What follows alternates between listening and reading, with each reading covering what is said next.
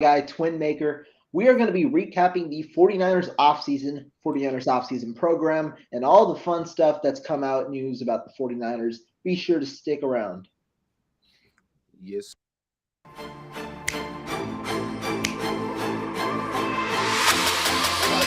Let's go get him. Let's go get him today, man. Let's go. Hey, dominate on three. 1, 2, 3. Dominate.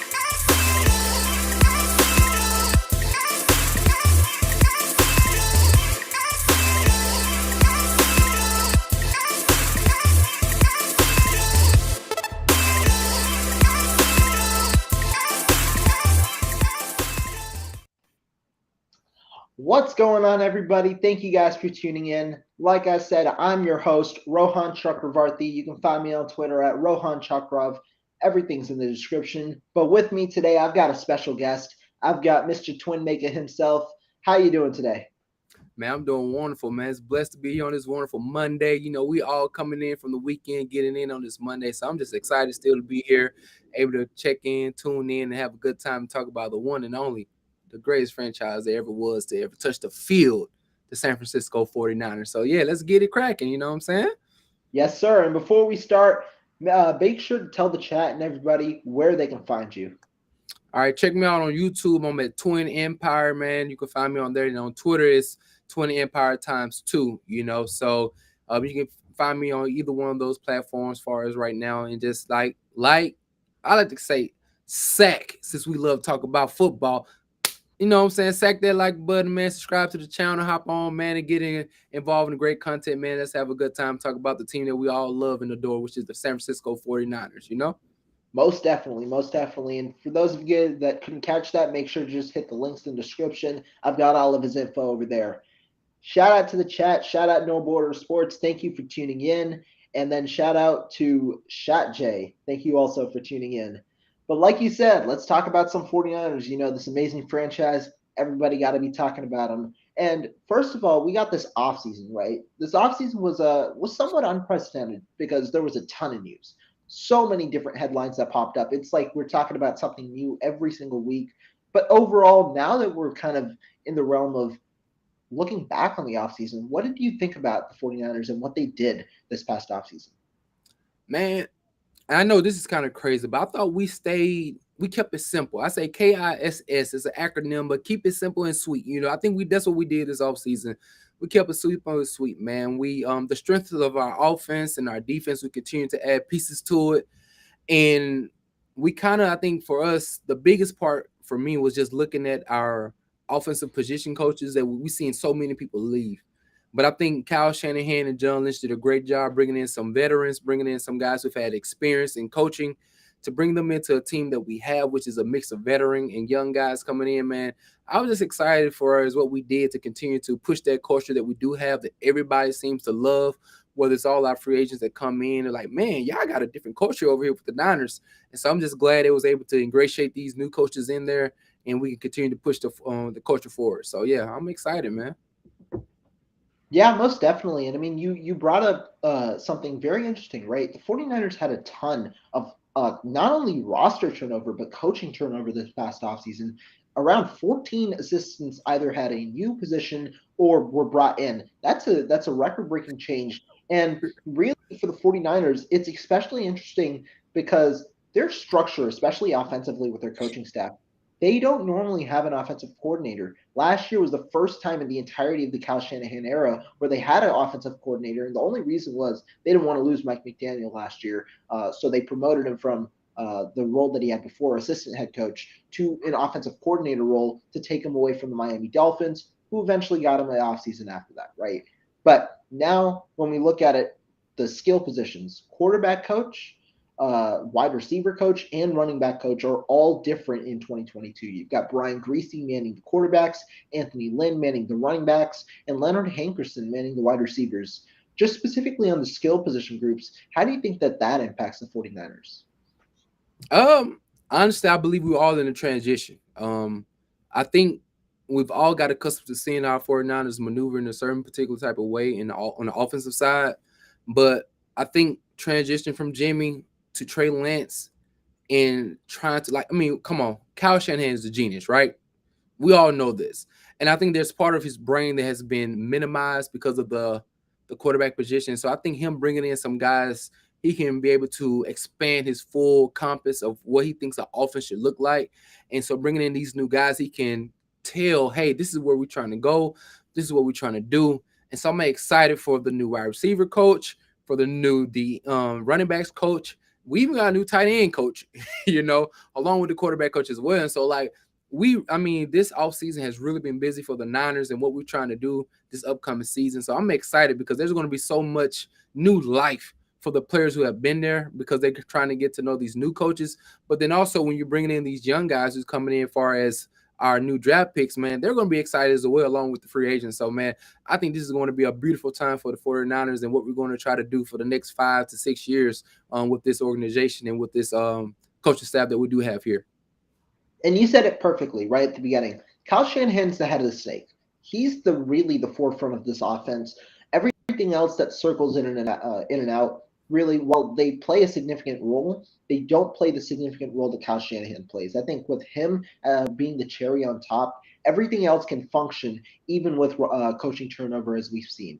But talking about the offensive coaches, there's one thing that they all have in common, the three names that I mentioned, and that's playing experience. Kyle Shanahan, that's something that he hasn't necessarily had on previous coaching staffs, was the primary guys having playing experience. Brian Griese played in the NFL. Anthony Lynn played in the NFL. And Leonard Hankerson played in the NFL, all at their respective positions that they're coaching at right now. And that's important because you have that extra ear on game days in your players that you haven't had in years past, right? Like a voice is a voice. But a voice that's played is a voice that's unique because not many players played in the NFL and then transitioned to these coaching careers and are successful in that. And although Brian Griese is relatively new, Leonard Hankerson and our other guy, Anthony Lynn, both have had pretty successful coaching careers to this point with players vouching for them. And then Kyle Shanahan himself, like we said, the mastermind behind this offense, vouched for Brian Griese, who was looking for a coaching job. And so that's why I have a little bit more confidence in this group right now. The loss of Mike McDaniel is definitely hurts, right? Because our run game coordinator, the mastermind behind that, is gone. However, we've got Anthony Lynn. How are you excited about Anthony Lynn going into 2022? I'm extremely excited about Anthony Lynn, knowing him from even just being a sports fanatic. Seeing what he did in Denver, as far as starting his career as a running back, and then seeing him transition throughout his time after he retired, continues to stay close into the league itself. He had a head coach position with the San Diego Chargers at the time. Now they're the Los Angeles Chargers. The LA Chargers or whatnot. But seeing him have a young Justin Herbert, they're continuously to be competitive as far as him being a coach. And even though he's no longer a head coach, I think his experience with a new quarterback, which he had with Justin Herbert, which everybody loved, but he was extremely productive with him, and just his ability to understand what running mean. A lot of people don't know unless he started off in Kyle's dad's system, and so starting off in his dad's system when he was a young man and now as an older gentleman, to me, that's awesome because they have a relationship. They have a bond. He's seen Kyle transition from a young man to a head coach, And so I'm excited because they have a relationship. They have an understanding. And then they have the capability to communicate in a way that's extremely effective to teach the young running backs that's coming out, because we had a wonderful running backs coach for years, as we could see with 5 rushers that led our rushing game over the last 5 years, and he was an awesome job. His name slips my mind right now, but y'all know who he's talking about. He's 72 years old. He's been a wonderful staple in the San Francisco 49er organization with Kyle Shanahan. But even though he's left, somebody with that much experience like we do have with Anthony Lynn, I'm excited. The type of run game he's bringing in, it seems like we're going to be more so not as reliant on the speed, but more so on the strength and the physicality of the offensive line to run in between the tackles as well this year. So I'm just excited to have him in the locker room, man, his experience. Thank you for him. Shout out to my guy in the chat, Bobby Turner. Correct. You know what I'm saying? Even though he's not here with us for this year, I'm excited to have Anthony Lynn, who was actually underneath Bobby Turner as well. So that's so good to have the person who can be a leader once one leader leaves, to have an understanding and a familiarity with what we was already running. So I'm excited about that. Yeah, definitely. And I mean, Anthony Lynn, I think his impact already has been seen on the 49ers running back room, right? When you look at what Anthony Lynn's done in his past stops, he's got Melvin Gordon and Austin Eckler, two backs that were pretty good pass catching backs, but also worked well in the power game. Then last year in Detroit, he made DeAndre Swift, one of the better running backs from the class before. He made DeAndre Swift into a top five pass catcher out of the backfield in Detroit with an offense that was extremely stagnant, right? And Yeah. despite the amount of volume that DeAndre Swift had, he still was very productive because he was transformed into that type of pass catching back. But Anthony Lynn also had Jamal Williams there, the counterpart, and Jamal Williams was a pure power back that they got from the Green Bay Packers. And now when you see here, you've got Tyrion Davis Price, who the 49ers just drafting, who's going to play around 222 pounds. Elijah Mitchell bulked up to 220 pounds. And then you've got a pretty big guy in Jordan Mason, the undrafted free agent out of Yeah. Georgia Tech, who's around 220 pounds as well. So really, Anthony Lynn and company are imposing that physicality into these running backs, right? They're looking for that as a part of what they're going to do with this running back room in 2022. And I'm excited to see how does that translate into real game success, right? Because Anthony Lynn obviously has the head coaching pedigree as well. He can be an extra ear in extra voice in Kyle Shanahan's ear. But I want to see this is somewhat of a change for our running back room. How does it translate to on-field success? Yeah, we got some big boys, like for real, for real. Like, I mean, come on, like when we began to win, we had Matt Breida and we had Raheem Mostert. Those guys who got some burners, you know. Like, I mean, when we look at the Sports Gen next stack, who had the quickest miles per hour, like over the last 3 to 4 years, it's Matt Breida and Raheem Mostert. Like Marine, like the Maserati himself got up to 23 miles per hour. So like that's awesome. So no longer having that much speed, but we having their strength in between the tackles, and also they have the speed to get on the outside. I'm extremely excited for what they're going to bring to the table, because one thing these guys, like, let's be real, the NFL has become a little more finesse, because it's all about passing, right? Everybody like, hey, let's go back that's getting a shotgun 35 times a game and let's throw this thing. But with the 49ers, we've always been known for our physicality, and to have some guys come in there who are strong, who don't mind taking the contact and giving the contact first. I'm so excited that we have depth in that position where you can run a EJ out there. We can run Trey Sermon out there, because I believe he's going to have a really good year. I know everybody's really talking about my guy LSU TDP. I mean, Ty David Price. Yeah. But I really believe Trey Sermon, he's going to be sneaky. He's going to get the opportunities to go in there and show why he was a high draft pick as well. And so I'm excited that first, we have a really good RB room, and then to continue to just build upon that and give Trey Lance the ability to be able to hand the ball off and get down in third and short situations and show himself as effective as he can be with the team that he's going to go into with in the 2022-2023 season. Yeah, and I mean, you talked about a couple of these additions and a couple of mainstays, right? Now, looking at the entirety of the offseason, shying away from just the running back room, what do you think was the best move that the 49ers made this offseason? All right, this is my opinion. My little 2 cents here. My opinion is this: Rich Scangarillo, adios, see you later, arrivederci, hasta mañana, however you want to say it, whatever language you want to say it in. Bye-bye. Jimmy Garoppolo, thank you for everything that you've done. We appreciate you, but bye-bye. I think the biggest thing that we did this offseason was tell Trey Lance, you are our QB1. And to tell Brian Greasy to come in, to cultivate this young guy, to bring in an environment that's conducive to growth, but also an environment to say, hey, man, you're going to be a leader of not only a franchise, but the franchise of a Joe Montana, of a Steve Young. So, man, that right there to me was the biggest thing, because that was telling everybody out there that, hey, we trust this young guy. We're putting our stamp on this young guy. And we love Debo. We love George Kittle. We love all our skilled position players as well. Like, I'm cool with that. But this is football, right? This is the Niners. We've been known for our QBs. So to give the keys to the young boy and say, hey, man, it's time. You know, so that's what I was most excited about, because then it shows us as fans that you trust the things that we don't see necessarily, you know, out in the front, out what's out in the media and things of that nature. So like I'm excited about that, saying, hey, buy Rich Gangarillo, bring in Brian Greasy, Trey Lance, here you go. Here's the keys to the kingdom. And you finna become a prince, and then you're gonna walk into a king. And so I'm excited about that transition that we're about to happen here on our quest for six. You know what I'm saying? How about yourself? What you thinking?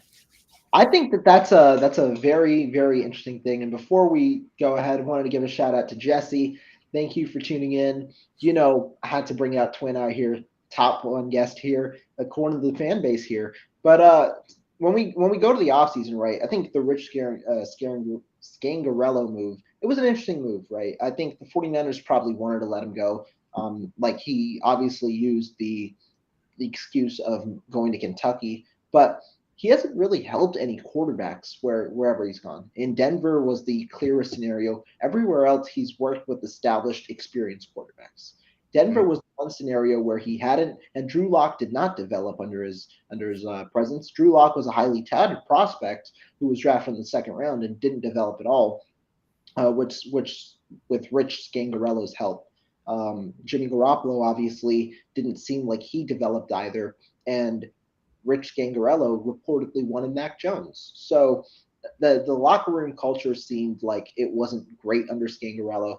I'm going to go with a different way. I'm going to go with an addition instead of a subtraction, and I'm going to go with Charvarius Ward. I think that he was the second best cornerback on the market. I'll say that behind J.C. Jackson this offseason, and the 49ers got him, and albeit at a pretty cheap price. I know 14 million a year doesn't sound that cheap, but when you look at how the contract is structured, the cap hit for this year is only 3.8 million, meaning the 49ers could really hold other contracts down while paying Charvarius Ward a minimal amount. While it increases next year, it's essentially a 2-year deal with an out clause with the potential for an extension after next season. So to me, I'm excited about Charvarius Ward. I think he has cornerback one potential. His stats over the past 3 years in man coverage have been phenomenal, especially last year where he broke out against a ton of quality opponents. So Charvarius Ward's a top cornerback, and the reason I liked him over a guy maybe like a or not JC Jackson, but a guy like Stephon Gilmore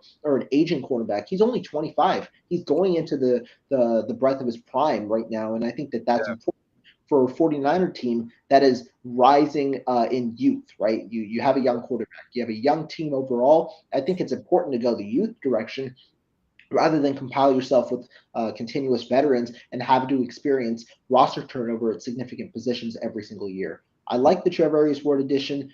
He's proven himself statistically. He has the demeanor that the 49ers want. You know, he has that dog in him. You know, Jimmy Ward, he's got that personality in him. But the 49ers now, they have Charvarius Ward, who has that type of dog in him. They've got Jimmy Ward, who's got that dog in him. Sam Womack and Ambry Thomas have had, like reportedly had that dog in them too. So I just want to see that energy, you know, that really fight from this team this year, and that's something these guys present to me. So I really like the addition of Charvarius Ward as a locker room presence, but also for his play. Hey, and look, if I had a number 2 pick, I'm definitely with you on that. I can pick it back on you. Like, I mean, let's just keep it a buck.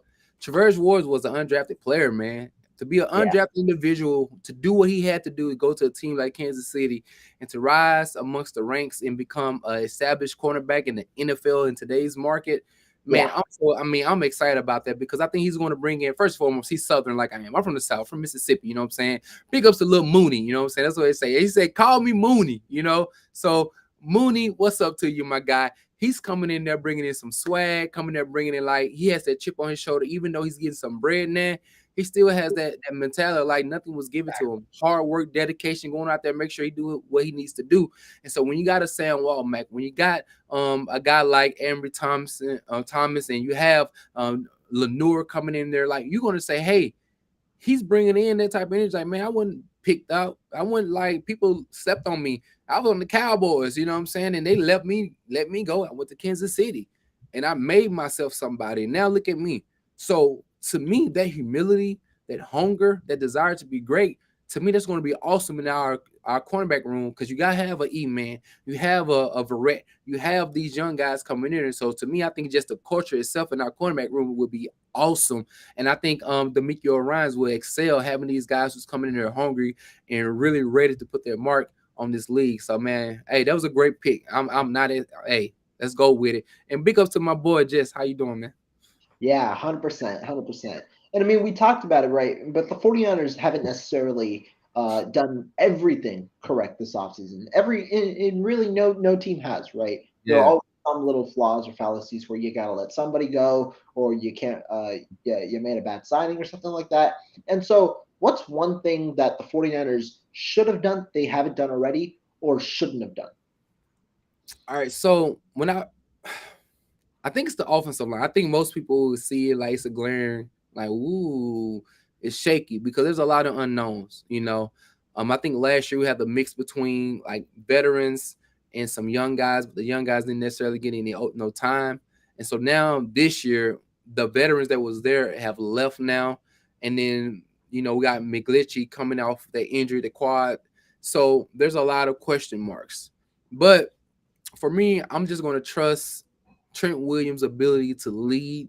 I know we always talk about the quarterbacks, so like the running backs and linebackers leading teams, but I think Trent Williams have this. He's a savant to me, like mentally. I think he brings like just the smarts, the familiarity with the offense, and the ability to galvanize the offensive line because we all know they have to work as in unison, you know, in one. And Yeah, so that was my biggest issue. Is like I'm not necessarily sure what I'm going to get, but one thing for certain, if I'm Kyle Shanahan, one thing I'm not going to do is expose my young rookie quarterback into a situation where he's going to be back there tap dancing in the first 6 weeks of the season. So I have to trust that there's something going on in that offensive line room that we don't necessarily know about. That he says, "Hey, I'm willing to tell Jimmy you can sit back, relax, recover from your shoulder injury, and to bring in Trey Lance and say, hey." These guys who we may have not seen last year, whether it was a Aaron Banks and a Jalen Moore, they're ready now, or they're prepped to be ready now. And so the only thing they need is repetition. Same thing what Trey Lance said. I need reps. And so giving these young guys with fresh legs, who's strong as an ox, full of testosterone, ready to go out there and prove it, I think this is going to be an opportunity to see these guys go out there and do something special. But it is a question mark. So hopefully everything goes well. And that's why I think the running back and Anthony Lynn will be such a big, prominent role in what we're going to do in training camp coming up soon. I think that's a great point. And if you asked me a couple of months ago, I probably would have said safety because the 49ers had a chance to sign a not necessarily a premier safety, but a starting caliber safety in free agency this offseason. There were a ton available. You had Terrell Edmonds, you had J-Ron Curse, and then you had even guys like Jaquaski Tart, like we could have brought back. You had Devontae KZ, you had Keanu Neal, you had Jabril Peppers, Landon Collins, and maybe even a Sean Elliott, right? Am I saying that all of those guys are super talented starting caliber safeties? No, but they're at least average starting caliber. And when they signed George Odom, it really indicated to me that the 49ers had trust in what they currently had in Talanoa Hufanga or in Tarvarius Moore. And those wishes have been granted. It seems like the 49ers have had a ton of praise for Talanoa Hufanga. Jimmy Mhm. Ward said him and Hufanga are the best safety duo in the NFL. The coaching staff has been raving about Hufanga's instincts, and I really like now that the entirety of the team has been like we know what the team looks like now. I understand why. 49ers are probably going to play cover one man this year, right? Because they wanted to last year when Verrett was healthy, but when he wasn't healthy, they had to resort to other systems and other schemes because of the personnel that they had. But now that we have Travarius Ward on deck, I think the cover one man situation is where we're going to go again. And that allows a guy like Hufanga to play in the box where his instincts and his mind, which have developed over the year because of a year of experience, a year in the defense, I think that that's where those talents are going to flash. And that's why I think if you have Jimmy Ward's the overhang and Talanoa Hufanga in the box, that's going to help the 49ers.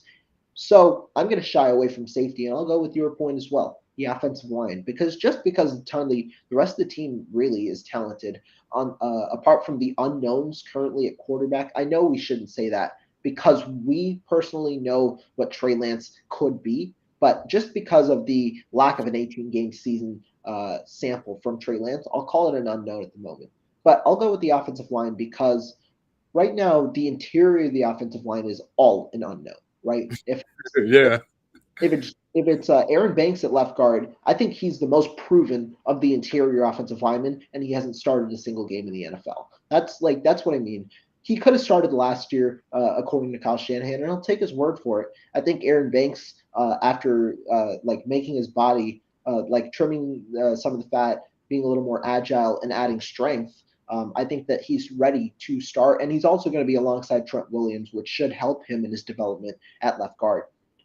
Then you have Jake Brendel now probably going to start at center. At least he's the favorite to start. But he's only started 3 games in his career, and in his only time when he started, he got a season-ending injury back in 2018 after starting only 3 games. So he's a huge unproven guy, not only in his talent in terms of can he play, but also in his consistency. He hasn't been able to play 18 games in an entire season. So that's something that we haven't, at least in the starting world. So that's something we have to see. And at right guard, we don't know who's going to start. We don't know if it's Jalen Moore. We don't know if it's Daniel Brunskill. We don't know if it's another option. So to me, that's the question that has to be answered. And I agree with you. I think the offensive line, while it still has the potential to be a top 15 unit, we don't know what it is right now.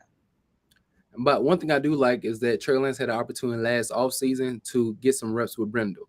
And Exactly. so to me, that's awesome because the Niners are sneaky. You know what I'm saying? Like they keep some stuff under like in tuck and key. You know what I mean? They're like, I ain't gonna show y'all all my hand, but the Aaron Banks, yeah, we draft him as a high pick, but we go, put him off to the side. We got the Jalen Moore had opportunity to play 1 game, got off in the halftime, like you still need some time, put your back, bring in Compton. And so to me, they was kind of doing a little like they were doing 2 things at once, which is extremely difficult. And a lot of teams don't have the ability to do that, because they don't have the talent that we had. And so I'm quite curious to see how they really feel about these guys like a Aaron Banks and like a Jalen Moore, because it's going to be interesting. And with Brendel being our center coming up possibly in this year, I think Trey Lance is going to be communicating with Kyle Shanahan saying, hey, this is who I trust. This is who I feel most comfortable with. And what we're going to see far as our offensive scheme and what we're going to do far as our play callings are going to be, I think we're going to be having like a couple of little new widgets in there. And so that's what, for me as a Niner fan, I'm so excited about, because I know we're not going to see exactly what we saw last year. And there are going to be some growing, issues and mistakes. And I'm fine with that, because I believe, we went through it last year. Our first 6 weeks, it was like up and down, and we had more of a veteran team then. And so I think we should give our team the same grace and mercy starting this year for the first 6 weeks to kind of get together, gel with one another, knowing there's a lot of expectation with the team as far as our talent overall that we do have. But when we are losing a Tart, when we are losing a Thomason, when we are losing Alex Mack, all these guys were, Pro Bowls or close to being Pro Bowl guys, we do need some time to kind of grow with one another and try to bring some type of chemistry there. So I'm extremely excited as far as what we're going to do, because one thing the Niners aren't going to be is mundane and boring. We're going to be extremely entertaining, you know what I mean? So like I'm so excited for that, man, as far as the new season we're bringing in. And yeah, man, I'm just excited. Oh yeah, definitely. And even with that, right?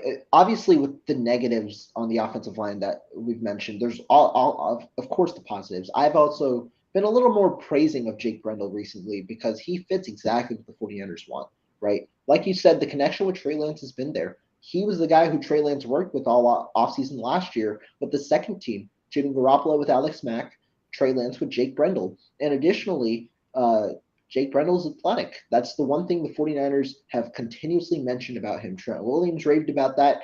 Kyle Shanahan raved about that. And Trey Lance himself posted a 9.94 raw athletic score coming out of college, the best in his class. He wasn't drafted out of UCLA, but still the athlete in him was there. And it's being shown, at least in the early part of training, or not training camp, but minicamp and OTAs, it was shown there. So that is something the 49ers require in their offensive linemen because of the amount of movement that they have with the outside zone scheme. Exactly. And so when you have a guy like Jake Brendel that's able to move from the center position, it's similar to how Alex Mack was last year, and you're confident in that.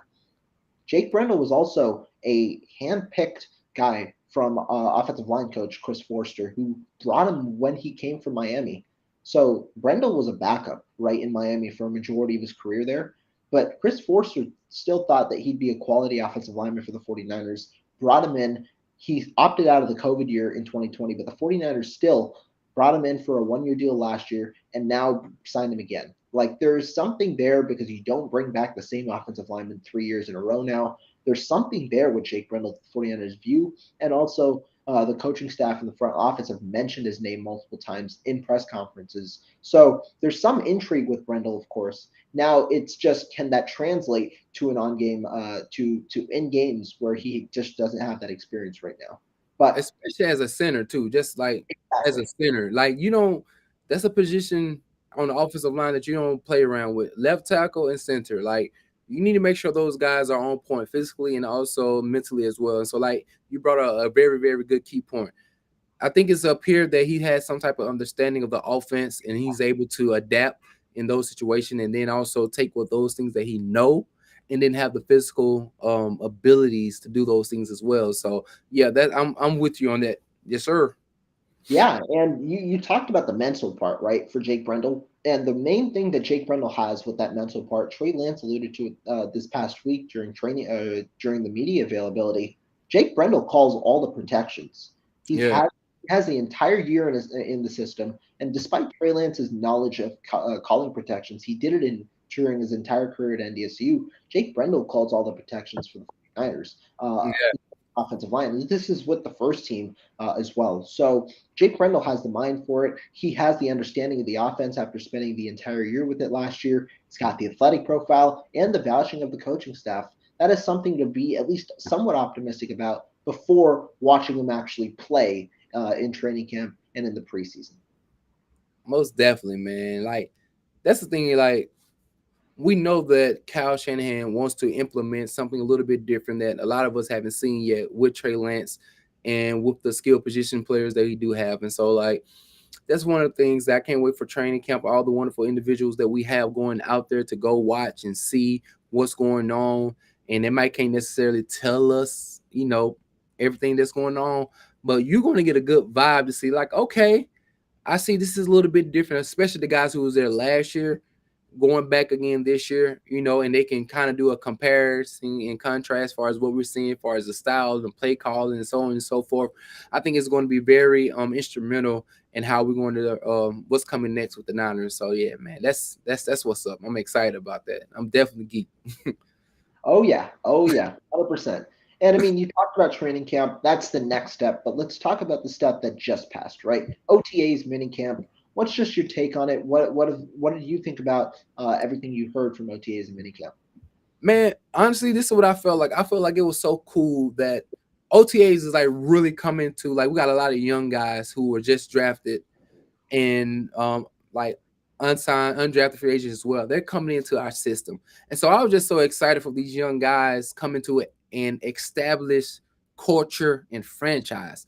It's extremely hard just to be a man in general, but then extremely hard to be a young man playing a sport like football, and you have all this new wealth, you have all this new type of media around you. And for them guys to come in there to a culture level with the Niners, man, I was just excited that these young guys have an opportunity to learn from the best. Whether they have an opportunity to learn from, I mean, I know George Kittle and them came in kind of later on in the OTAs, but just knowing that these guys are coming in, it's an expectation that you have to say, man, I watch these guys on television. I watch these guys on in the playoffs. And so that alone gives these young guys the ability to be sponges. And then when these guys come in, when they say something, they're so ready to receive this information. So hearing what's going on in the wide receiver depth room, hearing what's going on the offensive line, what these young guys doing, whether the ones we drafted or even the pose of the Zach, I can't say his last name. I don't want to murder it, but Zach, what's the tackle name? Oh, Right. you're talking about? Yeah. Zach Workett, like when you have these guys coming in and they know of a Trent Williams and they know of a Mike McGlinchey, they sitting there like, man, this Oh, is Trent yeah. Williams. You know what I'm saying? Like they like, dude, this is all decade Trent Williams. I'm about to be able to learn from one of the greatest left tackles to ever play. You see what I'm saying? So like for me, that's exciting for these young guys to go into OTAs and knowing that the system and the verbiage of what Kyle Shanahan shares, I know it's a lot. You know what I'm saying? I know there's information overload. I know there's a big transition, but when you have those guys coming in there and talking to you, helping you along the way, releasing some of that pressure off you, man, that's what I was excited about. So like whether it was George Kittle showing up early, whether it was Juice showing up early, even Debo coming in there. Like to me, when you have a Danny Gray can look over and like, dog, that's all pro Debo still coming in. Like, so I was like, extremely excited that these guys have some of the greatest players to ever play. I mean, the greatest players to be playing right now at this time, they can sit there, learn from, and really find themselves as an important piece to what we got coming up. So, man, I was just excited about hearing all the wonderful things coming out of camp. And so, yeah, that's my opinion on that situation. What about yours? Yeah, to me, I'll use this phrase, but use it cautiously, and I think it's a blessing and a curse. The Okay. 49 when we went into OTAs, we heard about a ton of injuries that happened in the offseason. Not necessarily that happened in the offseason, but surgeries that required them to miss time. Starting in the offensive line, obviously you have Mike McGlinchey out right now. Trent Williams wasn't there at the beginning, but you had Mike McGlinchey also out with the torn quad. Then so you have replacements filling it. And that's just not at the offensive line, right? At wide receiver, Debo Samuel wasn't there. At what do you call it? A defensive line, there were a couple of guys not there, like a Nick Bosa, and people recovering from injury, like a Mo Hurst. At linebacker, you had Aziz Al-Shire recovering. You had Fred Warner out there, but not practicing because of a lower body injury. And then another guy on the offensive line was Daniel Brunskill with knee tendonitis, right? Al-Shire had a similar thing with the knee issue. What I mean is, all these injuries, they suck, right? You want your top guys out there.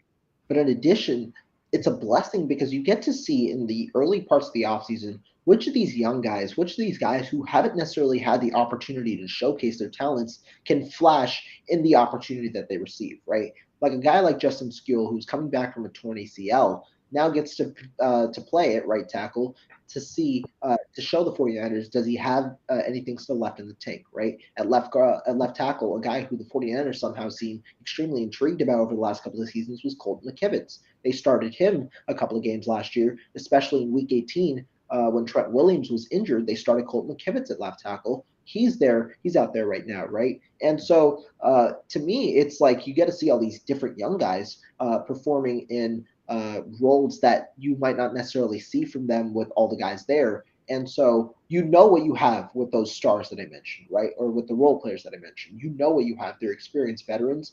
But with the guys that you don't know what you have, these young rookies, you get to see what they have and then go into training camp with a greater diagnosis of who potentially makes your roster and who doesn't. So that's why I say blessing and a curse with a caution. Yeah. Hey, to me that makes totally good sense, man. So yeah, I'm with you on that. So that's a great point made. And I mean, really, what my point kind of boils down to is the 49ers have a ton of competition at various points on their roster, right? Be it defensive line, be it offensive line, receiver. I mean, we can mention this position, and I'm sure, like even quarterback, you have four quarterbacks right now in the quarterback room, although one of them likely will be off the roster by the time training camp comes. Like you have a good amount of a good amount of players at every position where you can have sufficient competition, and that's important because like the point I make is like when you get these guys that flash out in expanded roles that they might not necessarily have during the season, you see who to keep out of that competition bench going into Yeah. training. And so yeah, that's what like it's a good thing because you always embrace competition. You want to get the best players out there, but you also get to see what young guys have as well.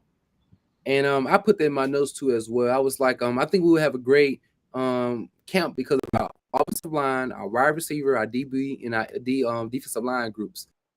I think we brought in so much depth this year, as we did last year and years past, but that will only create more of an environment that's conducive for growth, conducive for competition, and conducive for we're gonna have some real dogs out there because there's no way you can look around to your left or look to your right and see weakness. You know, you got talent, you have experience, and these guys are trying to go out there and get it. So to me, a lot of teams don't have that type of depth, and I think that's always been a wonderful access or a wonderful asset of ours is the depth that we do have. I know we have the wonderful guys in all these skill positions, but our depth in a lot of these different positions has really kept us relevant over the last couple of years. So, like you just said, man, having that strong competition, these guys coming in throughout the offseason, and as we see the roster spots begin to dwindle down from 90 to 90 to 83 and 83 to 72 to 8 to 72 to like 53. I think we're going to get the best out of every individual that's out there in multiple positions. So when we eventually see our offensive line group, just like we have to trust them that, like, yeah, we might not know the names, or they might not have the time together, but one thing we will know, they've been battling, they've been fighting, because it's great competition. Same thing with the defensive line. Like, come on, man, our defensive line is ridiculous. Like, it's stacked. And so we're going to know again, them boys out there fighting. They trying to keep their jobs. They trying to keep a position because they know this team is going to be what? Successful. Same thing with our cornerback room, man. Like, for everybody was talking about last year, how, I mean, after the injury to Jason Ferret, and how we were sitting over here picking up Josh Norman and my man's from like Snook store. I don't know what your local grocery store is, but like from 7-Eleven or so on and so forth. Like, we got some boys out there who's trying to say, hey, man, I was drafted last year. I want to be the number 2 DB, or I want to beat out Emmanuel Mosley as the number 1 DB, or so on and so forth. It's like, nah, man, we got Javaris Ward, we got E-Man, but now Ambry Thomas is like, nah, man, I want to play. I felt what it felt like to be an instrument player, or a great player at the last year. Like, man, I want to keep that. Or you see the Lenore's like, hey, man, I want some of this too. I was in there early on against the Eagles, and then I gave up a couple deep passes. I got put on the back burner, but he's like, I want to get in there again. You know what I mean? And so, like, seeing that, the same thing with Hufanga. Like, he's sitting there like, oh yeah, I hear y'all talking about what's my man's name, Travarius Moore, but he's like, now that Tart is out the way, I want to be the one. I heard Jimmy Ward say, hey man, we got the baddest 2 in the land. So he's like, yeah, I feel that way too as well. So like, that's only going to make Moore play better. That's only going to make Odom play better. And to us as Niners fan, they're only going to make our team better. So like, I'm extremely excited about what we're going to have in the training camp coming up. And you talked about it perfectly, right? With the cornerback room, now that you have 2 solidified starters, you have quality level depth, right? You expect injuries to happen at some point. Travarius Ward, I think, missed 4 games last year, and then Emmanuel Mosley missed maybe 6 games or 5 games last year. I think he played in 12 total. So you're going to miss games. That's just a prerequisite, especially if you're on a 49er team. But the quality level of depth now elevates from a guy like Josh Norman, who, like you said, was off the street, to Ambry Thomas, a guy who they have high hopes for, was a 3rd-round pick and added a significant amount of muscle this past offseason, or Samuel Womack, who has flashed early in training camp, possesses the size and possesses the length the 49ers want, as well as the speed, right? That top-end speed at the cornerback position. So there's a good amount of players that the 49ers can have, and also a couple of versatile players that the 49ers can have. And I think that that's important at the cornerback position, given how the 49ers like to move certain players from the overhang to the slot or to the outside based on certain situations. And I'm talking about Mr. Swiss Army knife Dante Johnson over there, who played at every position pretty much on that back end last year. So I think the competition is certainly important, and so I'm just excited to see who wins at what spot, especially that slot corner spot. And I think another thing you brought up earlier about our defensive coverage that we might be playing. I think you said, was this zone man or Yeah, man, yeah, cover one man, right? And so a lot of people don't know that a lot of times why they're looking for these big plays out of Jimmy Ward is that he was playing like he was really just protecting. You know what I'm saying? He didn't have the ability because of our injuries on the edge as far as our cornerbacks. He couldn't use his mind the way he wanted to, because he had to make sure that nobody got behind us on the deep end. You see what I'm saying? And so yeah. like, I'm so excited because first thing first, D'Amico Ryans, this is his 2nd year as DC. So I'm excited he has a 2nd year coming in here and really begin to, this year he's not coming in and learning. He's just picking back off what he did last year. But knowing that he has these guys on the corners who can actually play man to man, and his mind is like, dude, our D line is still going to be nasty, maybe even better this year than it was last year, if barring injuries, right? And Right. so for him, a lot of times last year we were just playing safe. We saw all the people getting like, what's my guy named Dante Whitner, right? I've always loved hearing his perspective about what he thought our corner should be doing. But I realized it's just because Demetrius Ryans didn't trust him. Like he just had to make sure that he played these deep zones and third and longs because that's where we got ate up off a lot of times. But this year, I believe he will be able to put our corners in man-to-man coverages, seeing some exotic blitzes, and allow Jimmy Ward to what? Diagnose the play early on and get these interceptions that everybody's saying you don't get. You know what I mean? So, like for me, when you're not just a casual fan, but when you're really looking at these schemes, you like, oh yeah, if we stay just decent in health wise, I think the Miko Ryans and our defense are going to show different parts and more of a versatile defense. And I'm excited about that because I think Jimmy Ward, if he stays upright, can have a Pro Bowl / All Pro season. In my opinion.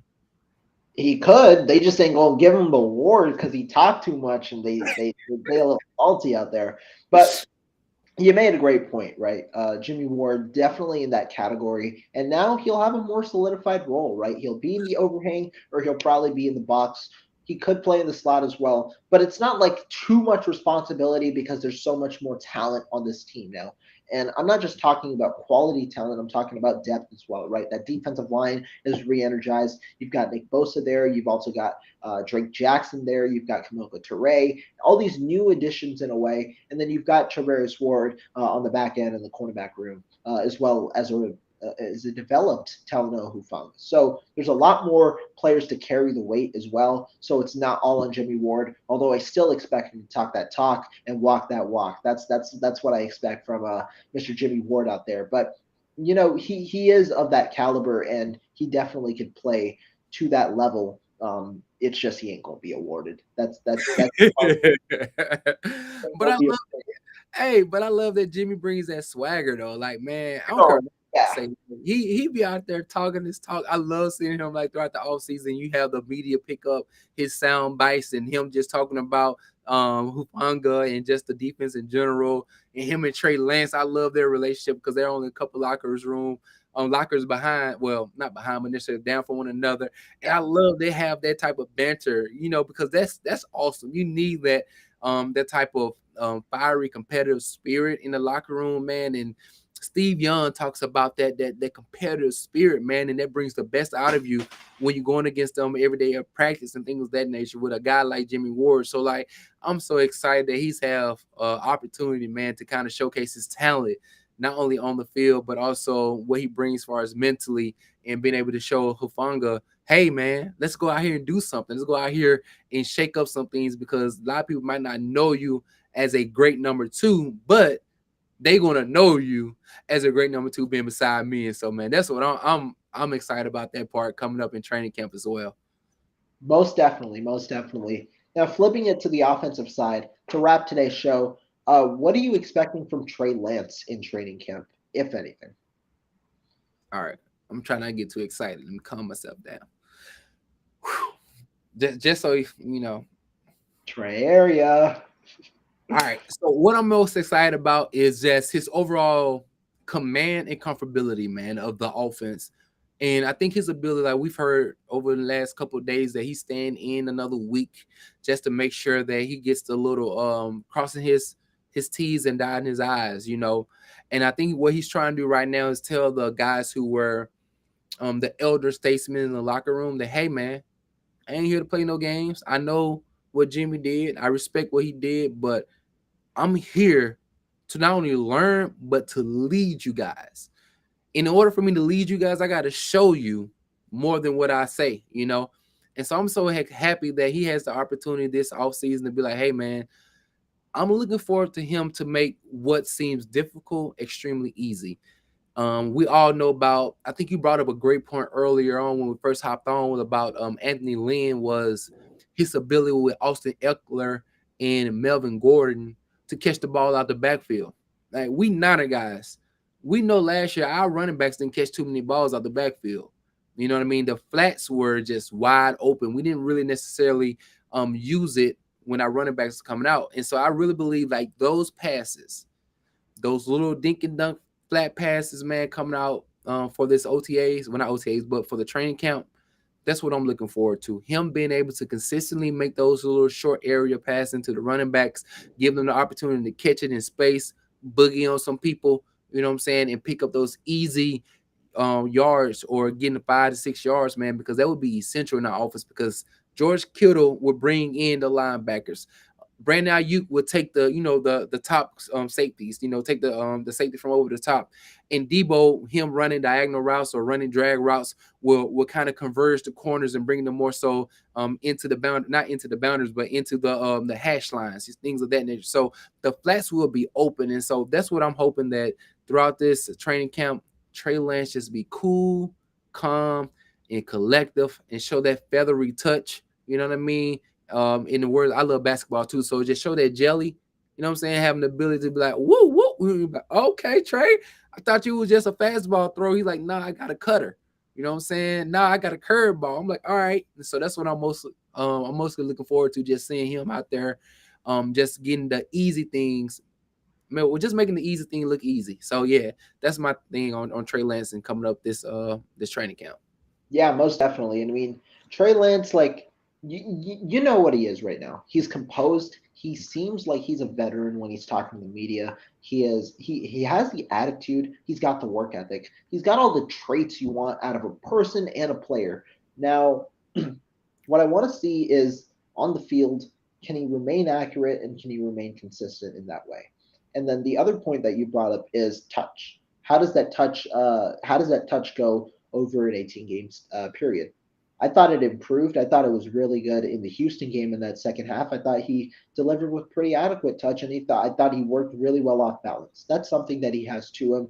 I want to see, can he be an NFL level quarterback at an accuracy standpoint throughout the training camp portion and or throughout the offseason so far. I think he's thrown at a 74% accurate clip, but that's without pads. That's without a pass rush. I want to see how does he work now with a pass rush, and how does he work with probably on his plate and with pressure in his face.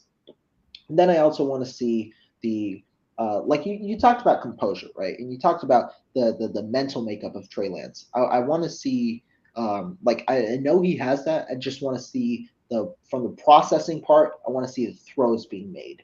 And I believe he has the entirety of the ability to do so, even if it requires a slow start in the NFL. I think the 49ers can afford that. But to me, can Trey Lance put it all together, put the pieces together that he has over an 18-game period? That's the one question we remain to see. Although I think he's got all the pieces to do so, and I think he himself has the ability to do so. Hey, that's why like the running game will be essential for us, man.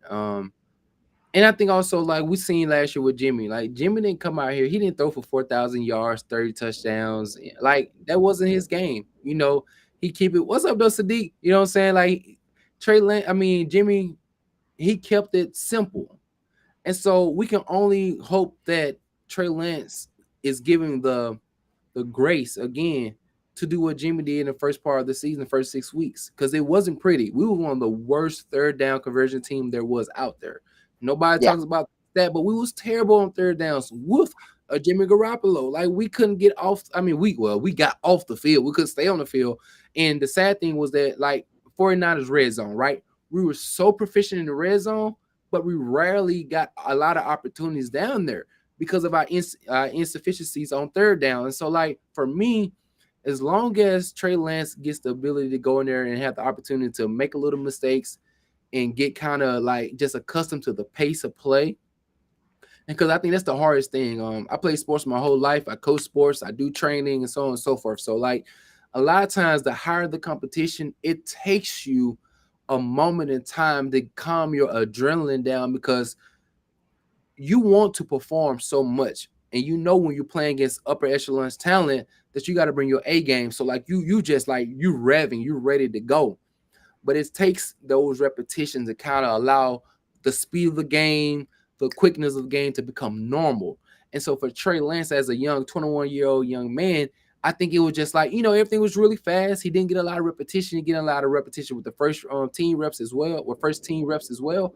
And Yeah. so I think this offseason, having the ability to play with the first team, having the ability to go out there with some of the most skilled guys like a George Kittle, with a Brandon Ayuk. It won't be Sherfield no more. It won't be Jawan Jennings. It won't be Gabriel. Well, I think it was a Gabriel. What was my guy name? The skinny guy with the locks. We used him as a Benjamin. Benjamin, Kelvin, or Travis Benjamin. Travis Average Benjamin. Benjamin. See, he won't be playing. He wouldn't get those reps with those guys. He'll be getting reps with guys that he actually have to go out there and play with. And so for me, just seeing what he's going to do with those guys, man, that's what I'm excited about. Just pace and repetition. Because in any sport that you do play with, when you're on the top of the top level, it's not, you can do everything you have to do in the film room or on the practice field. But until you go out there with them zebra stripes and they got them shoulder pads on, and you're able to go out there and get hit and see how quickly these guys are going, like they say, live bullets. And I think he has the mental capacity to grow and excel with reps. And so that's what I'm most excited to see for Trey Lance, just the repetition out there with some of the best guys. And so, yeah. Yeah, I mean, what you just said is pure sense, and it just shows the optimism, right, for Trey Lance. I understand that national media hasn't necessarily been on that wave the entire time, but right now there is a sense of optimism towards Trey Lance. I think he silenced it with how he performed so far. Next step is training camp, and if Trey Lance can continue to be how he's been during training camp, with all the other external factors included, he is in a position to succeed, and the 49ers should have a successful season like many anticipate. But Twin, it's been an amazing show. Thank you so much for being the guest and hopping on today on this Monday before Warriors basketball. We had Yes, sir. great talk about some 49ers football. Again, make sure to shout out your YouTube and your Twitter links, and yeah, we'll be on our way. All right. Well, look, thank you again for having me coming on, man. I really appreciate the time and the opportunity. You can find me at Twin Empire here on YouTube. Make sure you like, subscribe to the channel or whatnot. And then you can find me on Twitter at Twin Empire times two. It's the one and the only guy with two sets of twins. So hit your boy up. I'm a 49er, red and gold to the day that I'm blue and cold. You know what I'm saying? So I'm so excited for the chance to hop on in here, man. I had a wonderful time with you, man. And just thank you. Y'all make sure y'all go like, click, and sub to my guy's channel as well. And we just go keep on doing our thing. You know what I mean? Yes, sir. Thank you so much. And guys, we'll catch you tomorrow or sometime soon. And yeah, have a great day.